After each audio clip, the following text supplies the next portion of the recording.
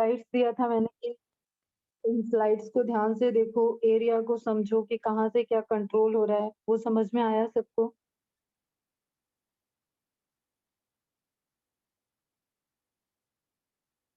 Time दिया था, देखा इमेजेस को?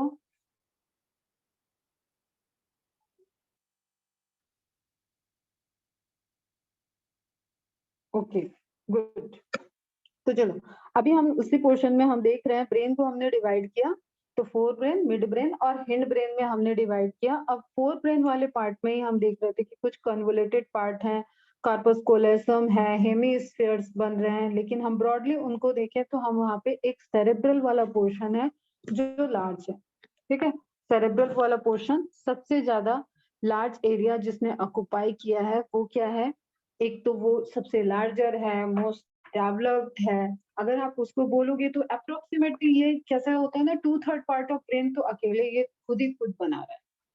ठीक, इसी इसी वाले पोर्शन में अब यहाँ पे मेडुला वर्ड हम लोग बहुत ज्यादा नहीं यूज करते हैं, कहीं लिखा मिल जाए तो कोई दिक्कत नहीं है। सेंट्रल और पेरिफेरल ऐसे बोलते हैं, तो उसको पेरिफेरल को बोलते हैं cerebral cortex. Clear? Cerebral cortex जो चारों तरफ, मतलब जो क्रैनियम की तरफ होगा सेरेब्रल पोर्शन का, वो पोर्शन क्या हो जाएगा? आपका सेरेब्रल कॉर्टेक्स। और वो मोस्टली किससे रिलेटेड है?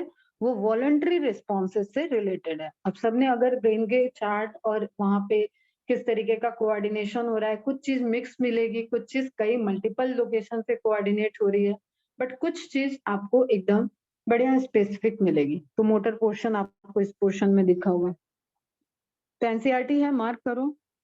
The cerebral cortex contains motor areas, sensory areas, and large regions that are neither clearly sensory nor motor in function. तो ऐसे क्या फंक्शंस हो सकते हैं? जैसे आप कुछ सोच रहे हो, जैसे आप कुछ प्लान कर रहे हो, आप किसी को देख रहे हो लेकिन बोल नहीं रहे हो, तो आपने उससे ना सिग्नल रिसीव किया है, ना ही आप वॉइस अपनी प्रोड्यूस कर रहे हो। तो देयर इज समथिंग, क्या देयर इज मेनी थिंग जो कि विदाउट इन दोनों ही कैटेगरी में नहीं आते हैं। ठीक है, नहीं सेंसरी उसमें स्टिमुलस कोई इन्वॉल्व होता है, नहीं उस स्टिमुलस से कोई सेंसरी न्यूरॉन जनरेट हो रहे हैं, नहीं उससे कोई मोटर रिस्पॉन्स जनरेट हो रहा है। ठीक है, तो इस तरीके की भी चीजें हैं जो सेरेब्रल कॉर्टेक्स को रेगुलेट करना पड़ता है। क्या? तो neither clearly sensory non motor in function, ये पॉइंट आप याद रखना, करेक्ट इनकरेक्ट स्टेटमेंट में आ सकता है। These regions called as the association areas, association मतलब linking, ठीक है, are responsible for complex functions like intersensory associations, memory and communication. आप कोई intersensory मतलब दो sensory responses के बीच में आप association बनाना चाह रहे हो, जैसे आप सुन भी रहे हो, अभी आप पढ़ रहे हो तो मुझे सुन भी रहे हो और अपनी बुक देख भी रहे हो, तो एक साथ में दो सेंसरी रिस्पॉन्स चल रहे हैं आपके। समझना, हर एक वर्ड को समझ समझ के पढ़ो। ठीक है, तो आंख से देखना और सुनना, जैसे कभी कोई मूवी देखते हो आप, उसमें सबटाइटल नीचे आता है और आप उसमें वॉइस देखते हो, जैसे जस्ट सपोज कोई मलयाली मूवी देख रहे हो, मलयालम की मूवी देख रहे हो और उसके नीचे टाइटल चल रहा है, तो ऑब्वियसली आपको अगर मलयालम आती नहीं है तो आप उसको समझ नहीं पाओ। ठीक है, तो आप आंखों से नीचे वाला पढ़ रहे हो, अब वो जो रिसेप्टर्स जो आपके वॉइस आइडेंटिफाइंग वाले रिसेप्टर्स थे वो काम नहीं कर रहे हैं, क्योंकि आपका ब्रेन ट्रेंड ही नहीं है मलयालम से। समझ रहे हो? तो you have to focus on that subtitle जो इंग्लिश में आ रहे हैं, उस सबटाइटल पे आपको फोकस करना पड़ रहा है। तो देखो, अब आपका भी ऑब्जर्व करके देखना, अब आपका कोऑर्डिनेशन बिगड़ेगा।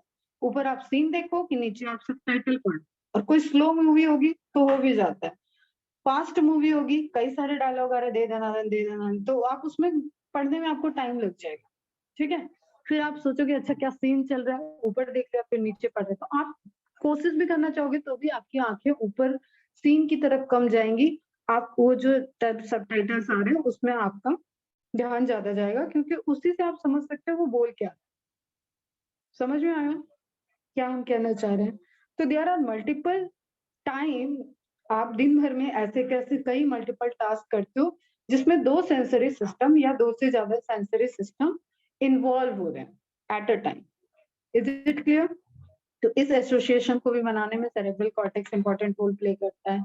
मेमोरी मतलब कुछ चीज आपने जो पहले एक बार की है, पहले याद है, वो सब हम मैंने बताया कि आपका पूरा लेफ्ट हेमिस्फीयर में जो एक एक तरीके से स्टोरेज का हो रहा है, या आपने किसी को पहले देखा है, फिर से देख रहे हो, तो एक तरीके से वो सब मेमोरी बेस्ड जो इन्फॉर्मेशन है, उनको रेगुलेट करना, वो भी सेरेब्रल कॉर्टेक्स का इम्पोर्टेंट पोर्शन है। कम्युनिकेट करना, अब जो इतनी इन्फॉर्मेशन डील कर रहा है, तो उसी इन्फॉर्मेशन के बेसिस पे वो कम्युनिकेट भी कराएगा। Fibers of the tract. Fibers of the tracts are covered with the myelin sheath. Tract बोले तो न्यूरॉन्स का कलेक्शन, और ट्रैक्ट बोल रहा है तो कौन सा पोर्शन होगा ये? Axon. Tube like structure, tube like structure कहाँ था? सेल बॉडी साइटोन के बाद ये। तो कई सारे न्यूरॉन्स की अगर हम इस तरीके से एक्सॉन को एक जगह पे करें, तो वो कैसा हो जाएगा? एक बंच जैसा हो जाएगा, जिसको आप बोलते हो फिर ट्रैक्ट। ओके, कार्पस कॉलोसम एक एग्जांपल है उसका। तो fibers of the tract are covered with the myelin sheath which constitute the inner part of the cerebral hemisphere. मतलब ये कॉर्टेक्स हो गया, और हेमिस्फीयर में सेंटर में बात कर रहा है, वहां पे क्या है? वहां पे ट्रैक्ट प्रेजेंट है, नर्व ट्रैक्ट प्रेजेंट है, चारों तरफ से आने वाली जाने वाली गुत्थी है जो पूरी सुलझाना अभी तक पॉसिबल नहीं हुआ है। उस केस में वहां पे हमें क्या दिख रहा है? There are certain kind of tract. Myelin sheath है, अब फटाफट बता दो वो व्हाइट होंगी या ग्रे होंगी? माइलिन शीथ है तो व्हाइट है कि या ग्रे होगी? व्हाइट होगी।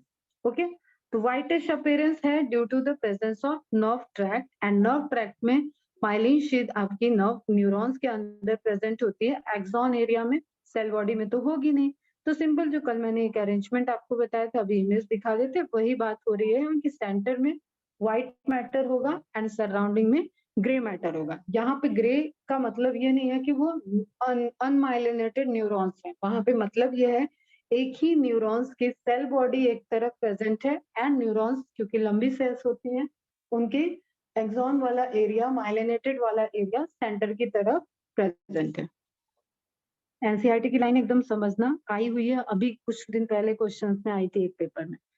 Fibers of the tract are covered with myelin sheath which constitute the inner part of the cerebral hemisphere. They give an opaque white appearance. Opaque मतलब opacity, एकदम translucent type का नहीं रहेगा, of the layer to the layer, hence is called the white matter. The cerebrum wraps around a structure called thalamus.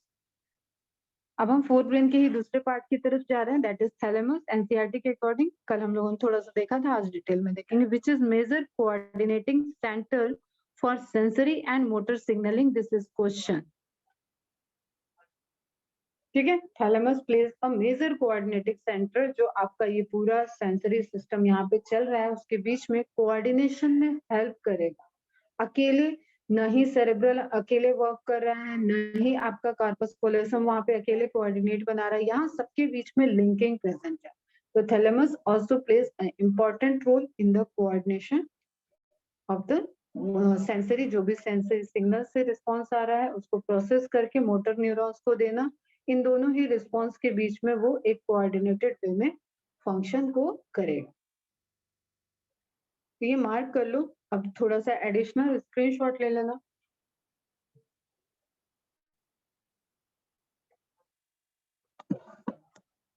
Cerebral cortex क्या हो गया? Outer most layer of the brain containing grey matter. ठीक है, grey matter क्यों है? क्योंकि वहां पे क्या प्रेजेंट होगी?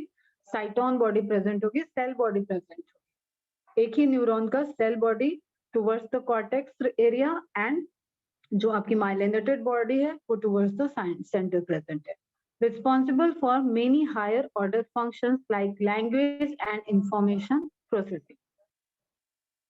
ठीक, अब ये आप ध्यान में रखो, आपको पता है सल्कस मतलब groove, gyrus means ridges, ridges grooves, ये सब जो आपको एक शेडी पार्ट दिख रहा है वो सब क्या हो गया बेटा? वो सेल बॉडी हो गया। ये सभी आपके क्या है? साइटोन पार्ट है। ठीक है, अब इनके अंदर जो साइटोन है उनके अगर हम नर्व्स लाएं, एक्सॉन लाएं, तो वो इस तरीके से सेंटर की तरफ आ रहा है। ओके, समझ रहे हो? तो ये जो सेंटर की तरफ आ रहा है, सब पे माइलिन प्रेजेंट है, माइलिनेटेड हो गया तो वो व्हाइटिश अपीयरेंस दिखेगा। दैट्स व्हाई हम कहते हैं ग्रे मैटर सराउंडिंग में होता है, एंड व्हाइट मैटर सेंटर में होता है। आप छोटा सा इस तरीके से बना लोगे तो आपको समझ में आ जाएगा। ये grey matter unmyelinated cell bodies की वजह से, cell bodies they are not like कि अनमाइलिनेटेड न्यूरॉन्स है, ठीक है। एक ही न्यूरॉन्स के इधर है सेल बॉडी, इधर है nerve fibre. Is it clear? तो सेरेब्रम में व्हाइट मैटर सेंटर में होता है। अब इसी को स्पाइनल कॉर्ड में हम पढ़ाएंगे तो स्पाइनल कॉर्ड में व्हाइट मैटर बाहर हो जाता है और ग्रे मैटर सेंटर में हो जाता है। मतलब उसके सेल बॉडी सेंटर में है, तभी वहां से रिफ्लेक्स एक्शन हो सकता है। न्यूरॉन प्रोसेस करते हैं सेल बॉडी से, तो यहाँ से प्रोसेस हो गया जो आपने मिक्सचरेशन सेंटर में देखा था, एक सिग्नल यहीं से चला जा रहा था, एक कॉन्टाइन सेंटर को जा रहा था।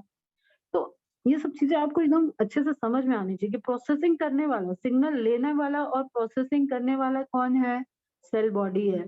सिग्नल को ट्रांसमिट करने वाला पोर्शन क्या है? एक्सॉन है। तो यहाँ पे सिर्फ ट्रांसमिशन का है, तो इसका मतलब ये बीच वाला जो पोर्शन आपका थैलेमस, हाइपोथैलेमस, ठीक है, कॉर्पस कोलोसम, ये सब क्या कर सकते हैं? ये सब के पास सेल बॉडी इधर इधर इधर इधर है और इनसे इंफॉर्मेशन आ रही है। मेनली ये क्या करेंगे? इस ट्रांसमिशन में कोऑर्डिनेट करें। Is it okay? क्लियर बच्चा? तो ये आप छोटी सी इंफॉर्मेशन इस तरीके से लिख लेना ताकि आपको ये कंफ्यूजन ना हो कि यहाँ पे माइलिनेटेड अनमाइलिनेटेड वाली कोई बात है। सेल बॉडी में माइलिन शीट नहीं होती है और एक्सॉन में, एक्सॉन की जो एक्सोनल पूरा पोर्शन है उसमें माइलिन की शीट प्रेजेंट होती है due to the deposition of Schwann cell secretion, myelin secretion. याद रहेगा ये? सेरेब्रल कॉर्टेक्स, सेरेब्रम के पार्ट में हम गए, सेरेब्रम का पेरीफेरी वाला पोर्शन इस तरीके से पूछे या टुवर्ड्स द क्रेनियम बॉक्स पूछे तो आपको ध्यान रखना है वो सेरेब्रल कॉर्टेक्स होगा। क्योंकि उधर सेल बॉडी प्रेजेंट है तो आपको ये बीच में ही समझ में आ जाना चाहिए कि वहां सेल बॉडी प्रेजेंट है, इसलिए वहां पे आपके डेंड्राइट्स प्रेजेंट होंगे। डेंड्राइट्स प्रेजेंट है तो वहां पे वो सिग्नल रिसीव करेंगे, सिग्नल रिसीव हुआ तो सेल बॉडी उसको प्रोसेस करेगा। देन आगे के पोर्शन में वो जो न्यूरॉन्स के थ्रेड आ रहे हैं, जो न्यूरॉन के ट्रैक्ट आ रहे हैं, वो उसी सिग्नल को आगे मूव ऑन करेंगे। Thalamus, hypothalamus, mid brain, hind brain, जिस पे भी प्रोसेस का वो काम कर रहा हो वहां पे वो कुछ समहाउ ट्रांसपोर्ट करते होंगे और अपने अपने सेंटर के अकॉर्डिंग वो वर्क करेंगे। ठीक है, इसका भी स्क्रीनशॉट लो, नोट डाउन कर लेना। थैलेमस, हाइपोथैलेमस, इनकी पोजीशन से एकदम इजी क्वेश्चन आता है, तो पोजीशन के लिए मैंने 2 दिन का टाइम दिया है कि ब्रेन का पूरा स्ट्रक्चर सिर्फ आप समझो कहाँ पे क्या प्रेजेंट है। Position, it is located above the brain stem, मतलब ब्रेन स्टेम का पार्ट नहीं होगा ये, हिंड ब्रेन का पार्ट भी नहीं होगा, मिड ब्रेन का भी पार्ट नहीं होगा, फोर ब्रेन का पार्ट होगा। क्योंकि आपको पता है ब्रेन स्टेम में क्या आ जाता है? Mid brain plus hind brain. above the brain stem and between the cerebral cortex and midbrain, तो मिड ब्रेन और सेरेब्रल कॉर्टेक्स के बीच में आ गया। फोर ब्रेन का पार्ट है, लेकिन फोर ब्रेन में भी कहाँ है? सेरेब्रल कॉर्टेक्स और मिड ब्रेन के बीच में, और फिर इसके नीचे ही आएगा hypothalamus. Function, it carries sensory information from the body to cerebrum. देखो इसलिए बोल रहे थे कि कोऑर्डिनेशन का काम करता है, ठीक है। बॉडी से आएगा तो नीचे से आ रही है इंफॉर्मेशन, सीएनएस यही तो है बेटा, क्लियर। स्पाइनल कॉर्ड से ब्रेन वाला पोर्शन इधर है, तो उसको पहले इधर आना पड़ेगा और उसके बाद वो इधर जा रहा है, तो सिग्नल रिसीव करा रहा है। एंड लुम्बिक सिस्टम, अब यहाँ पे एक पॉइंट आ गया लुम्बिक सिस्टम, जिसको आपको नोट्स बना के रखना है। फंक्शंस देख लेते हैं फिर लुम्बिक सिस्टम देख। Function, sensory integration and relay sentence station, जैसे होता है ना कि सिग्नल आ रहा है और उसको ट्रांसमिट करना, सिग्नल आ रहा है ट्रांसमिट करना, एक ऐसा स्ट्रक्चर जहां से हर चीजों को जो कि कनेक्शन बनाने में रोल प्ले कर रहा है। जस्ट हम कहें कि कहीं पे आर्मी को भेजना है अलग अलग जगह पे, तो पहले पूरी आर्मी को एक जगह कलेक्ट करके उसको इंस्ट्रक्शन देगा कोई हायर अथॉरिटी, एंड उसके बाद उसको बोलेगा तुम ए साइड पे जाओ, तुम बी साइड पे जाओ, तुम डी साइड पे जाओ, तुम सी साइड पे जाओ, क्लियर। तो उसी तरीके का एक एसोसिएशन बनाने में रोल प्ले कर रहा है थैलेमस।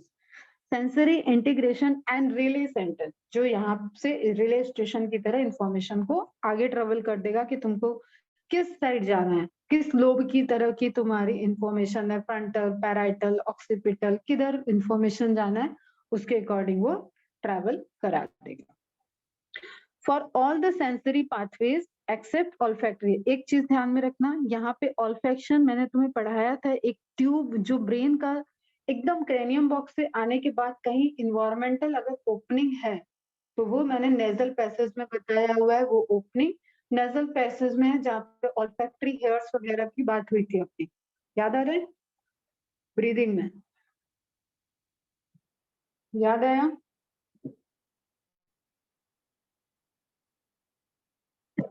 कुछ याद नहीं आता?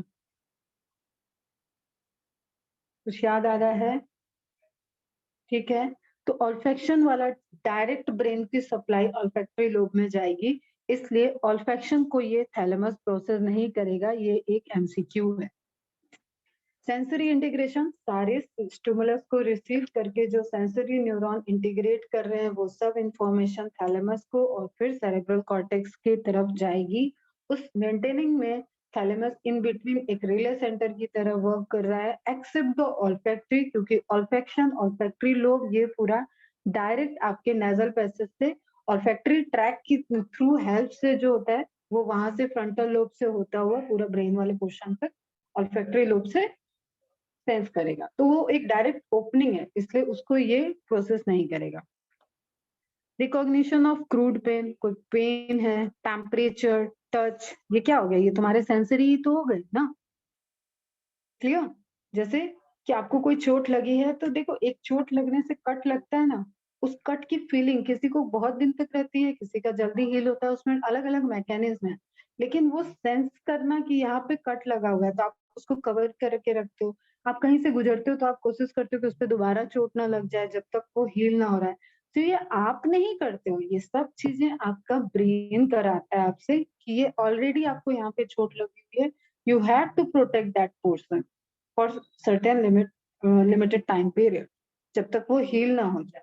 तो आपको एक जो आप पेन फील करते हो ना, वो एक्चुअली ऐसा कुछ नहीं होता कि उसमें दर्द है, वो आपको पेन फील कराया जाता है, वो बड़ा स्मार्टली वर्क है ब्रेन का कि वो आपको पेन फील करा रहा है। क्यों नहीं ऐसा होता है कि कभी कोई कट लगता है तो हमें 1-2 मिनट तक ही पेन है, उसके बाद चला जाता है क्योंकि वो माइनर कट है, ठीक है? उसको आपको बहुत प्रिकॉशंस की नीड नहीं है कि आप उसको प्रिकॉशन लो, उसको आप बचा के रखो, उस पे दोबारा चोट ना लग जाए। लेकिन अगर आपको कुछ हैवी कट लगा है थोड़ा-सा जो कि हील होने में 15-20 दिन लेगा, तो यू विल सी कि तुम उसको बचाते हुए चलोगे। भीड़-भाड़, आगे-पीछे कहीं कोई काम कर रहे हो तो उसमें दोबारा चोट ना लग जाए, तो इन सब में थैलेमस रोल प्ले करता है।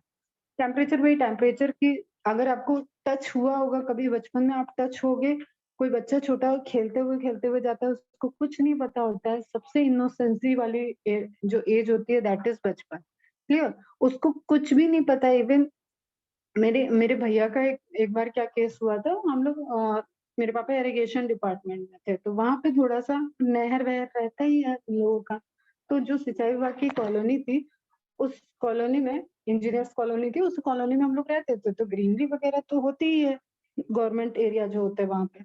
अब उस एरिया से बढ़िया अच्छा सा सांप वाप आया था कुछ, मैंने ये कहानी बस सुनी हुई है, 1.5 साल का था भैया, और वो बढ़िया से सांप के पीछे पीछे आराम से चल रहा था, क्यों? तो उसको तो पता ही नहीं है ना अभी उस बच्चे को कि ये सांप है या क्या है। धीरे धीरे उसका ब्रेन जब ट्रेंड हुआ है तब तक मम्मी वगैरह ने देखा होगा जो भी हुआ उसके बाद। तो व्हाट आई मीन टू से, जो हम कहते हैं कि किसी बच्चे को शेर के सामने खड़ा कर दो, वो नहीं डरेगा, वो मुस्कुराता रहेगा, उसको अभी पता ही नहीं है ये शेर है, हमें नाश्ता कर लेगा हमारा, तो वो क्यों डरेगा?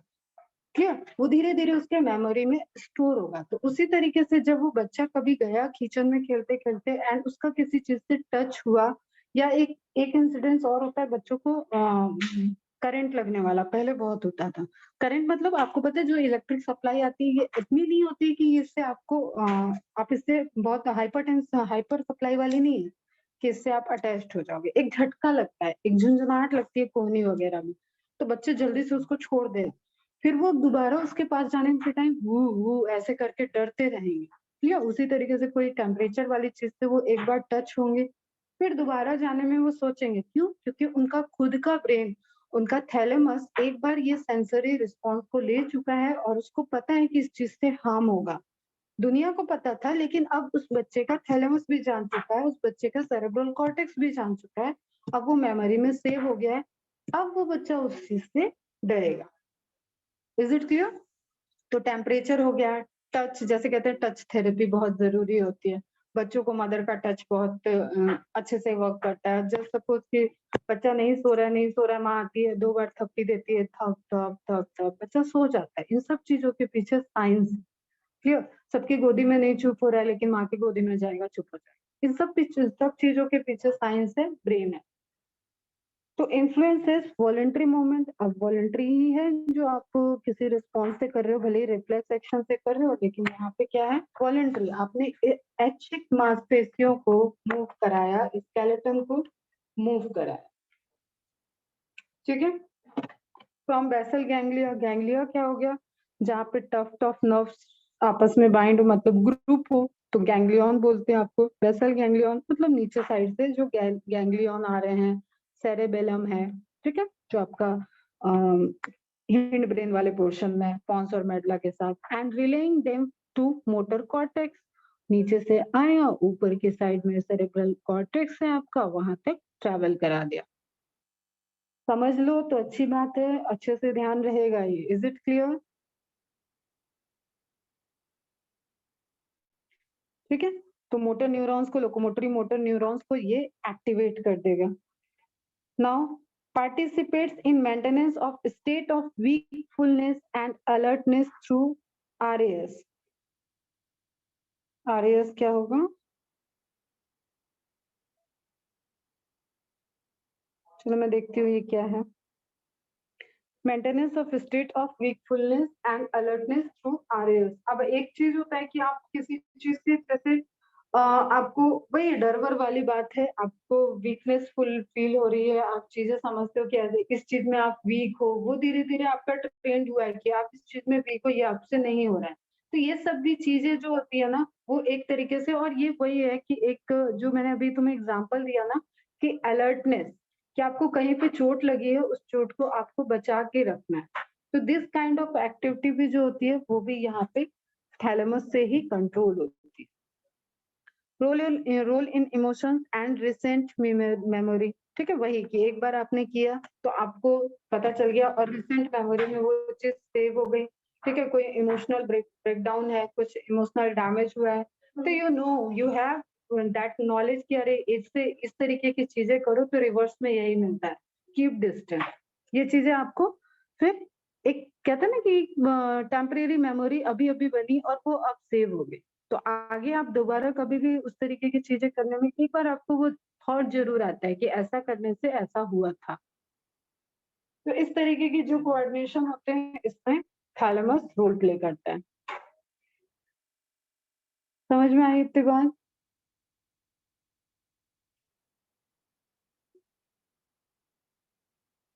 क्लियर है बच्चा? अब हाइपोथैलेमस क्या हो गया, नेम इंडिकेट कर रहा है थैलेमस के नीचे। हाइपोथैलेमस और थैलेमस को एक साथ में क्या बोलते हैं बेटा, फटाफट बता दो। Thalamus and hypothalamus together called,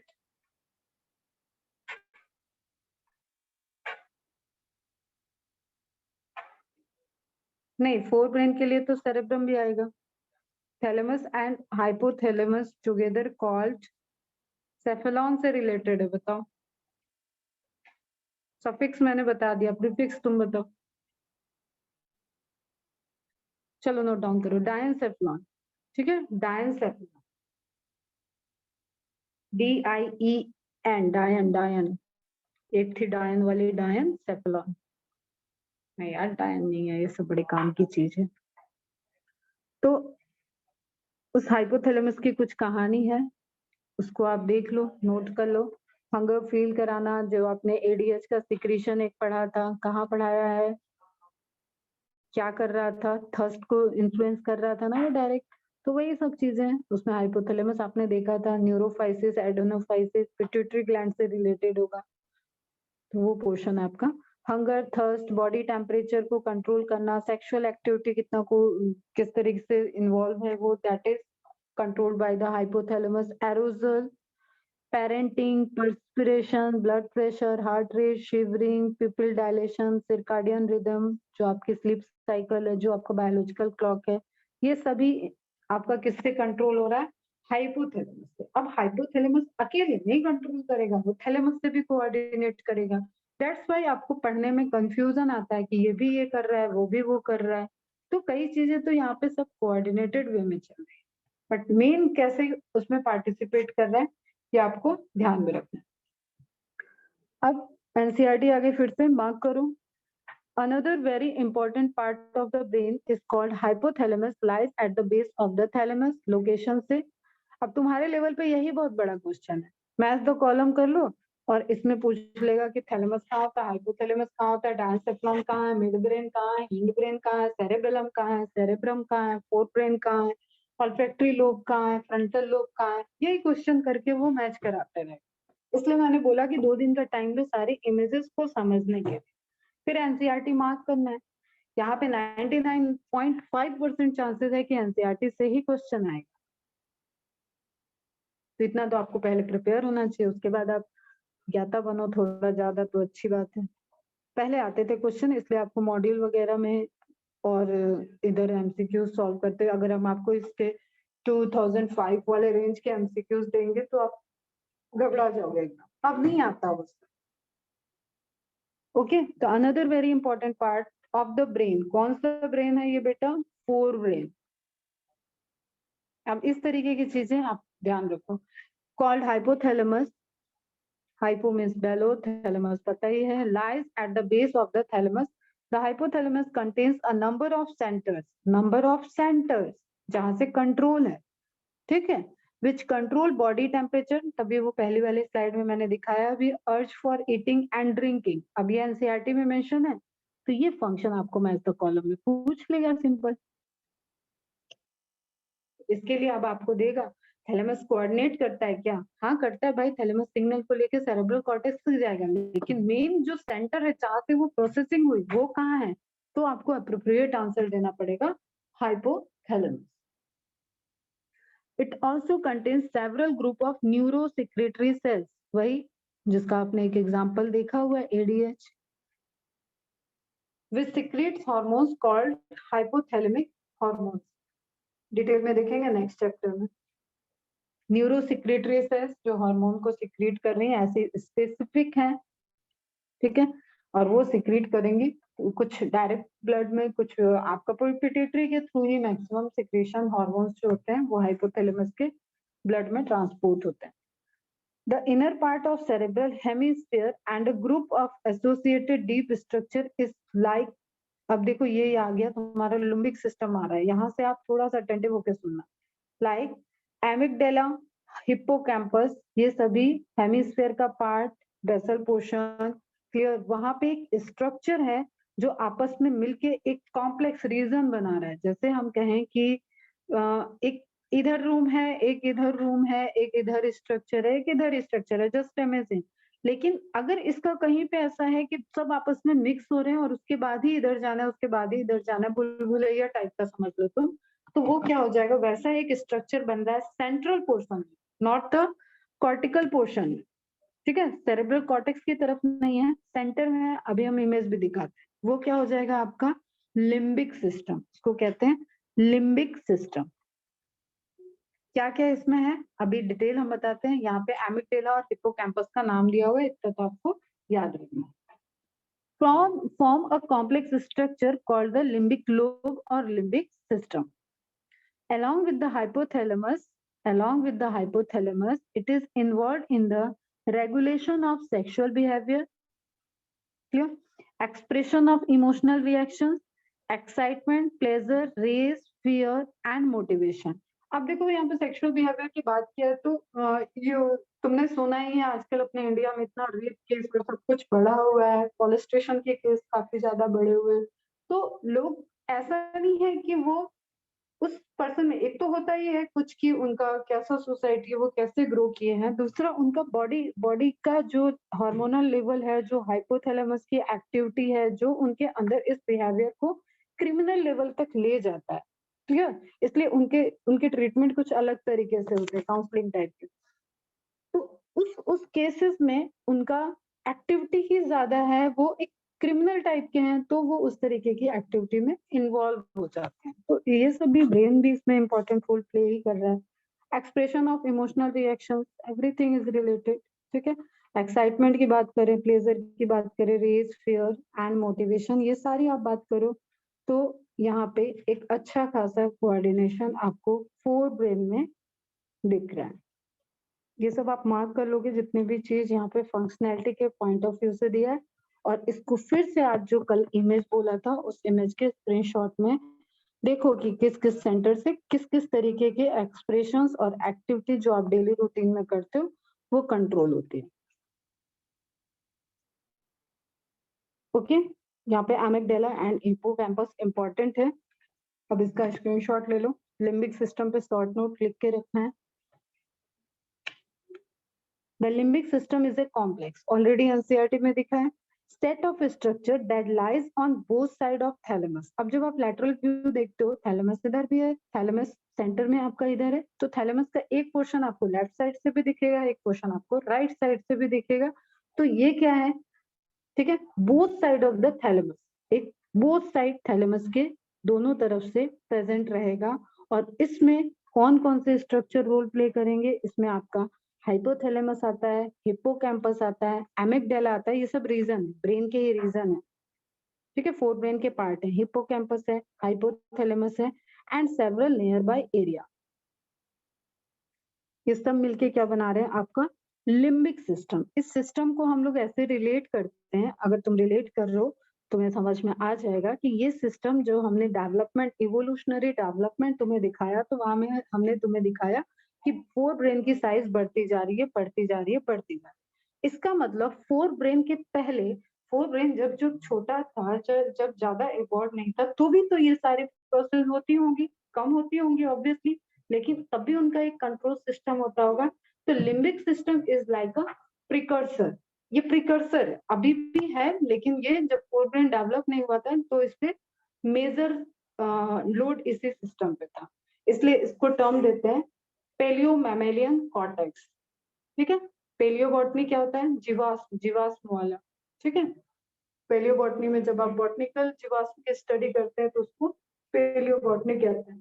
तो यहाँ पे क्या है, this is paleo mammalian cortex, मतलब कॉर्टिकल फोर ब्रेन के। अभी इंपॉर्टेंट पॉइंट हम बोल रहे हैं, नोट डाउन भी करना है आपको। फोर ब्रेन जब डेवलप नहीं हुआ था तब मैमल्स में जो इंपॉर्टेंट रोल प्ले करता था वो था लिम्बिक सिस्टम, और still it is today, it is also present, अभी भी है, लेकिन अब फोर ब्रेन डेवलप हो चुका है तो वो मेजर रोल प्ले कर रहा है। तो limbic system is a set of brain structure located on both sides of the thalamus। ये इसका लोकेशन से पॉइंट पूछता है। Immediately beneath the cerebrum, cerebrum से नीचे है, थैलेमस के चारों तरफ पूछ रहा है। अगर हम कहें ये सेरेब्रम हो गया, यहाँ थैलेमस है, तो इसके चारों तरफ से एक एमिगडाला वगैरह, हिप्पोकैम्पस, हाइपोथैलेमस, थैलेमस, इन सब का पोर्शन कंट्रीब्यूट करके एक जोन बना रहा है। देयर इज अ जोन जिसको हम बोल रहे हैं limbic node, limbic system, limbic lobe, okay. Immediately beneath the cerebrum, this is again important, location के पॉइंट ऑफ व्यू से पूछेगा। It has also been referred to as the paleomammalian cortex। अब ये डायरेक्ट क्वेश्चन आया था, which structure of brain is known as the paleomammalian cortex।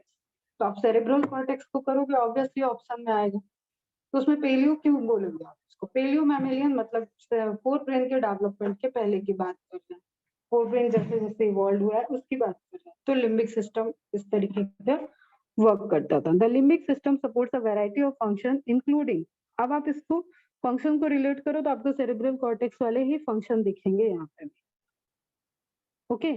Emotions, behaviour, motivation, long term memory and olfaction, इन सभी में limbic system involve होता है आज भी।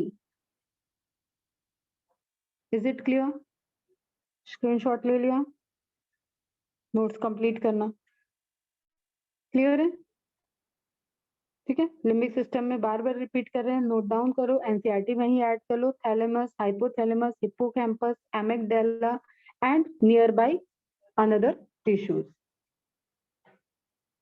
और ये आपको एमबीबीएस में डिटेल में पढ़ना होगा।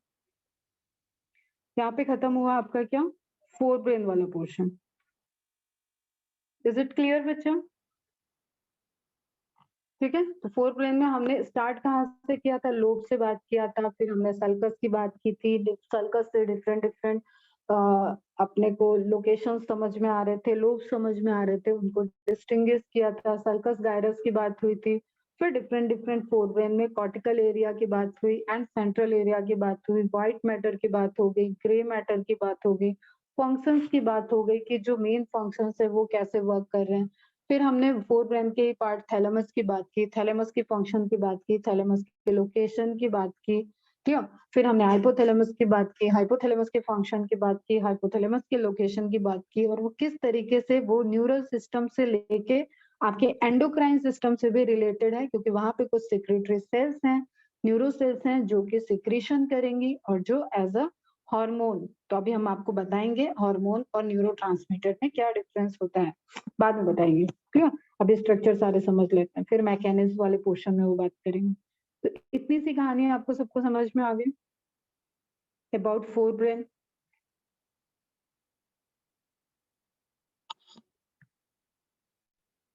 ठीक है।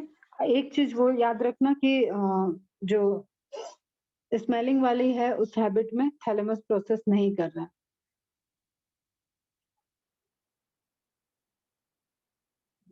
ऑल्फैक्टरी में। Is it clear? टफ लग रहा है क्या? सही है, समझ में आया अच्छे से? ओके बच्चा, गुड। आकाश क्लियर है बेटा? आयुष, इकरा, ईशा, पार्थ, पृथ्वी, श्रावणी, यश।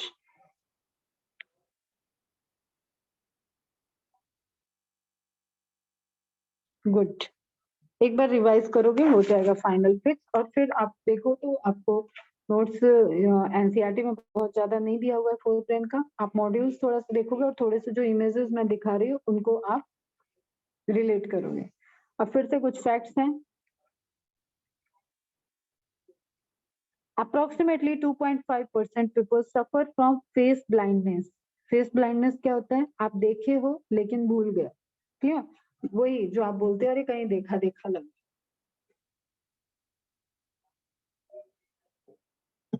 ठीक है, रिकॉग्निशन उनका स्लो होता है और ये नॉर्मल है। The subconscious mind influences 95% of our decision. Subconscious क्या होता है? जो हम अनजाने में ले रहे हैं, जैसे रिफ्लेक्स एक्शन वाली बातें हो गई, जो हमको ऑलरेडी सेव है, हम उससे इतनी बार ट्रेंड हो चुके हैं कि उस बारे में हमको सोचने के लिए बहुत कॉन्शियस माइंड को, अपने ब्रेन को लोड देने की नीड नहीं है। वी ऑलरेडी ट्रेन, हमको कपड़े कैसे पहनने हैं, हमको चलना कैसे है, हमको सीधे चलना, टर्न लेंगे तो राइट टर्न क्या है, लेफ्ट टर्न क्या है, एवरीथिंग जो हम डेली रूटीन में कर रहे हैं उसमें हम जानते हैं कि हमारे दिन भर के डिसीजन के 95% ऑफ डिसीजंस हमारे सिर्फ और सिर्फ सबकॉन्शियस माइंड से होते हैं। इवन तुम्हें हम एक बात बताएं अपनी, मेरा सबकॉन्शियस माइंड इतना एक्टिव है कि मैं यहाँ से ट्रैवल करके 2 घंटे भी गाड़ी चला सकती हूँ, कार ड्राइव कर सकती हूँ और मुझे कुछ नहीं पता होगा कि मैं बीच में कहाँ कहाँ से आ गई। बस मुझे डायरेक्शन पता है कि मुझे पहुंचना किधर है, उस रोड को क्रॉस करने को, उस डेस्टिनेशन पे पहुंचने में मुझे 2 आवर्स लग रहे हैं। तो मेरा सबकॉन्शियस माइंड इतना रहेगा। अब ये अननोन रोड पे नहीं हो सकता ऑब्वियसली। ये एग्जांपल मैं तुम्हें दे दूं कि जैसे मैं अपने कॉलेज जाती थी तो मेरा 18 किलोमीटर का, जब हम प्रोजेक्ट करते थे बीएचयू में, तो 18 किलोमीटर का जाने का रन होता था, 18 किलोमीटर आने का रन होता था। अब एक बार घर से निकले तो कुछ करते करते निकले भागा दौड़ी में, अब यहाँ से पहुंच जाते थे, पूरे 18 किलोमीटर हम पूरा सबकॉन्शियस माइंड में ही ड्राइव करते थे। और जब हम ये बात आगे अपने पापा को बताते थे तो डांट खाते थे, लेकिन मेरा इतना ट्रेंड हो गया था माइंड, मुझे वहां करना क्या है, जाके प्रोजेक्ट में क्या करना है, मेरे दिमाग में वही चलता रहता था। और रोड क्योंकि मुझे बहुत अच्छे से सेट है, रोज का आना जाना है, तो अपना वही लेफ्ट राइट करते करते हॉर्न भी बजा रहे हैं, सब कुछ सबकॉन्शियस माइंड में चलता है। और जब गेट आता था, बीएचयू का बड़ा सा गेट है, बीएचयू बहुत बड़ी यूनिवर्सिटी है इंडिया की, तो गेट आते ही होश आ जाता था कि अच्छा पहुंच गए। तो ऐसी चीजें होती हैं, आपके साथ भी होती होंगी, ऑब्जर्व करने वाली बात है। तो मैं सबकॉन्शियस माइंड में ड्राइव बहुत खतरनाक नहीं करती हूँ, लेकिन कर लेती हूँ, मतलब मेरी ड्राइविंग स्किल अच्छी है। ये नहीं कह रही हूँ कि मतलब मेरे साथ बैठने में तुम डर जाओ, तो इसलिए मैं ये बात नहीं कह रही हूँ। बस मैं ये कह रही हूँ कि अगर मेरा, और ये बहुत लोगों के साथ होता है, ठीक है, जो उस रूट से कई बार आने जाने वाले हैं, जैसे जस्ट सपोज तुम बॉम्बे टू गोवा या बॉम्बे टू रत्नागिरी तुम ड्राइव के लिए बुक कर रहे हो कैब, वो कैब ड्राइवर तो इस रूट पे चलाने के लिए हैबिचुअल है, तो उसको पता है आगे टर्न लेफ्ट है, राइट है, उसको सब कुछ पता है। इवन तुम अपना डेली रूटीन का अगर देखो, तुम साइक्लिंग करते हो तो भी तुम्हें आसपास जो गड्ढे हैं ना, उस गड्ढों के बारे में पता है। तुम अपने दोस्त से बात करते करते भी चल रहे हो, 2 दोस्त आपस में साइकिल चला रहे हो, लेकिन डेली उस रूट पे चला रहे हो, तो यू नो कि अब यहाँ पे लेफ्ट साइड में गड्ढा आने वाला है। ये क्या है? ये आपका सबकॉन्शियस माइंड है। तो the subconscious mind influences 95% of our decision. Observe कर पा रहे हो तुम लोग हम क्या कह रहे हैं? अब जैसे तुम्हें सुबह उठ के ब्रश करने जाना है, तो वो क्या तुम्हारा ब्रेन उसमें इन्वॉल्व होता है कि आकाश एक मनाली उठो ब्रश करो? नहीं, तुम खुद उठते हो, तुम खुद जाते हो। That is your subconscious mind जो आपको करा रहा है। मिरर न्यूरॉन्स, कॉपी न्यूरॉन्स में आते हैं, जो टेलीपैथी वाली बात होती है। Clear? Allow you feel pain when someone else is in pen. जब आपका बहुत क्लोज वन पर्सन, जिससे आप बहुत अटैच्ड हो, मम्मी हो सकती है, पापा हो सकते हैं, दोस्त हो सकता है, जैसे मेरी और मेरी फ्रेंड का टेलीपैथी बड़ा स्ट्रांग है, ठीक, बहुत स्ट्रांग है। जो तुम्हें हंसी आ रही होगी, हंसोगे कि इस तरीके के एग्जांपल मैम बताती है, लेकिन मेरी एज है भाई 36 year, I feel that things, मैंने ड्राइव किया है, मैंने दोस्त बनाया है, तो मैं उस चीज को तुम्हें बता रही हूँ।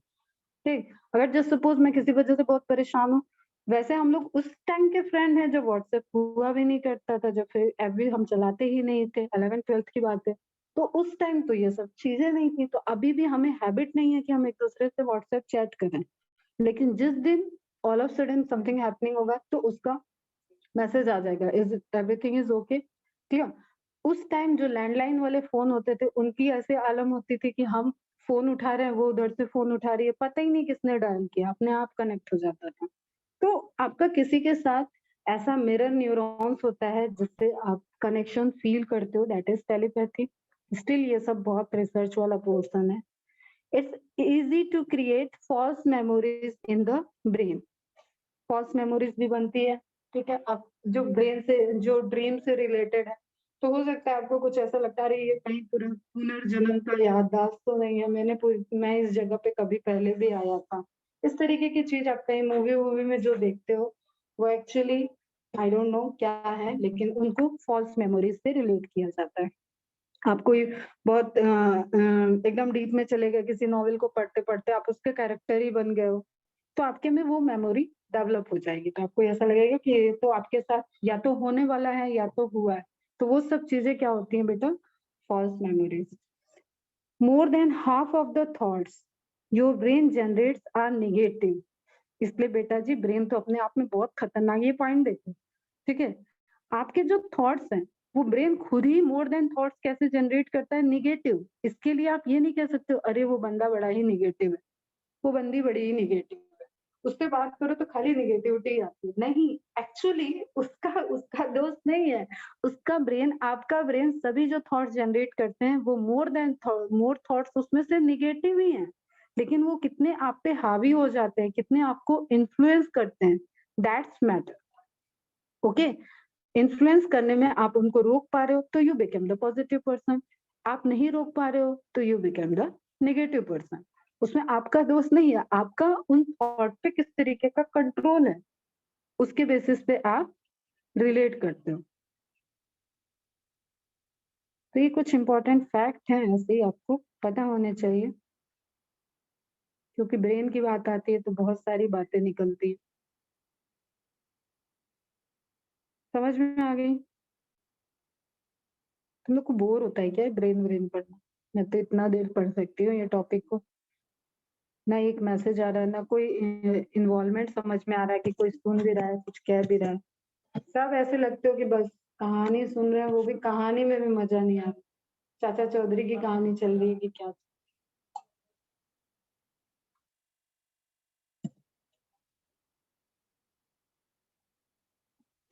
सर में दर्द हो रहा है। कोई नहीं, रेस्ट करना थोड़ा सा क्लास के बाद। समझ रहा है? ओके, चलो अभी पढ़ना है आगे, मिड ब्रेन फटाफट देख लेते हैं। एनसीईआरटी में तो थोड़ा सा ही दे रखा है, इसको भी थोड़ा सा, ये जो 2 पॉइंट आपको ग्रीन शो कर रहे हैं, उनकी डिटेल देखनी पड़ेगी। The midbrain is located between the thalamus, hypothalamus of the forebrain and pons of the hindbrain. ठीक है, अब ये पहली बार लास्ट ईयर एक स्टूडेंट ने पढ़ा था, वो between the thalamus and hypothalamus इतना ही पढ़ के मेरे पास मैम मिड ब्रेन यहाँ कैसे हो सकता है, मैंने कहा आगे का सेंटेंस भी पढ़ लो बेटा, फोर ब्रेन और पॉन्स और मिड हिंड ब्रेन के बीच में, ठीक है, थैलेमस हाइपोथैलेमस के बीच में नहीं है, between the thalamus hypothalamus of the fore brain and pons of the hind brain, ये हुआ कंप्लीट सेंटेंस। तो लोकेशन आपको पता होना चाहिए। अ कैनाल, ये इंपॉर्टेंट है, कॉल्ड द सेरेब्रल एक्वेडक्ट, जिसको आप बोलते हो CSF, सेरेब्रो स्पाइनल फ्लूइड, वो इसी एक्वेडक्ट इस पूरे सिस्टम से फॉर्म होगा और इस एक्वेडक्ट से एक जो क्या है कि एक ट्यूब की तरह स्ट्रक्चर होगा, वहां से फ्लो होके वो स्टेम की तरफ जाएगा, ब्रेन स्टेम की तरफ। A canal called the cerebral aqueduct passes through the mid brain, brain mid brain से पास हो रहा है, मतलब ब्रेन स्टेम से पास हो रहा है, और नीचे आपका जो स्पाइनल कॉर्ड के पास ज्वाइंट होता है, हम करेंगे CSF पे, हम अलग से बात करेंगे, अभी नहीं करेंगे। The dorsal portion of the mid brain, dorsal portion mid brain का कहाँ होगा बेटा, आगे की तरफ, पीछे की तरफ, बताओ, आपके फेस की तरफ डोर्सल हुआ या आपके बैक साइड की तरफ डोर्सल हुआ? मिड ब्रेन यहाँ है, इसका डोर्सल सरफेस किधर होगा?